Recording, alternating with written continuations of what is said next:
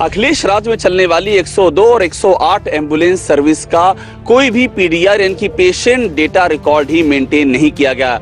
यानी कि पेशेंट को कहां से लाया गया और कहां छोड़ा गया इसका कोई रिकॉर्ड मौजूद नहीं है। एम्बुलेंस में एक जीपीएस ट्रैकर लगा हुआ था जिससे कि यह पता चलता है कि एम्बुलेंस चली भी तो कितनी चली, कहां गई, ये जीपीएस का डेटा भी प्रोवाइड नहीं किया गया। एक अहम बात है, जो करारनामा किया गया उस करारनामे में यह लिखा हुआ था कि जब बिल क्लेम किया जाएगा तो कंपनी मरीजों को अस्पताल पहुंचाने से लेकर उन्हें घर पहुंचाने के सबूत के तौर पर पेशेंट डेटा रिकॉर्ड देगी, पीसीआर पेशेंट केयर रिकॉर्ड देगी और साथ में ड्रॉप बैक रिकॉर्ड शीट भी प्रोवाइड करेगी। जब ये सारे डिटेल दे दिए जाएंगे उसके बाद ही भुगतान किया जाएगा। लेकिन करोड़ों का भुगतान कर दिया गया और एक भी सबूत नहीं दिए गए।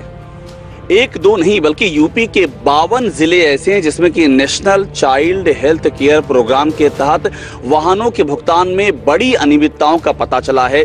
टैक्सियों के भुगतान करते वक्त टैक्सी के बिल की जगह साइकिल के, 3 व्हीलर के, मोटरसाइकिल के और यहाँ तक कि ट्रकों के बिल लगा लिए गए और भुगतान ले लिया गया। जो एम्बुलेंसें चली उनका कोई भी जीपीएस का डेटा ही नहीं अवेलेबल कराया गया।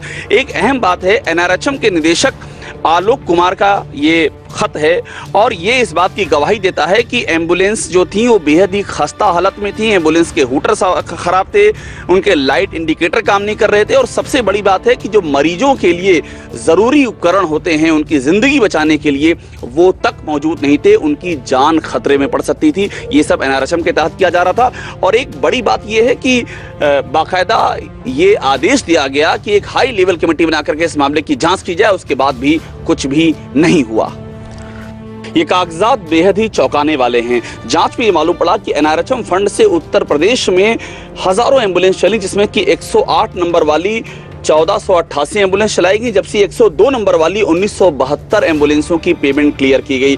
बड़ी बात यह थी कि हर महीने 43 करोड़ की पेमेंट क्लियर की गई। लेकिन खास बात यह है कि जो नियम कायदे थे उनको ताक पर रख दिया गया। यूपी सरकार ने एम्बुलेंस प्रोवाइड करने वाली जो जीवीके कंपनी थी उससे जब करार किया तो उस करार में ये लिखा कि जब पेमेंट रिलीज किया जाएगा उसके पहले एक थर्ड पार्टी वेरिफिकेशन करेगी, जब तक वो सत्यापन नहीं करेगी पेमेंट रिलीज नहीं किया जाएगा। लेकिन ये साफ लिखा हुआ है कि कोई भी थर्ड पार्टी ने बिलों को वेरीफाई नहीं किया, पेमेंट रिलीज कर दी गई। और यहां तक कि मिनिस्टर ने, उस समय के परिवार कल्याण मंत्री ने यह कहा कि पेमेंट इन हालातों में जारी नहीं की जाए, उसके बाद भी करोड़ों के बिलों का भुगतान कर दिया गया।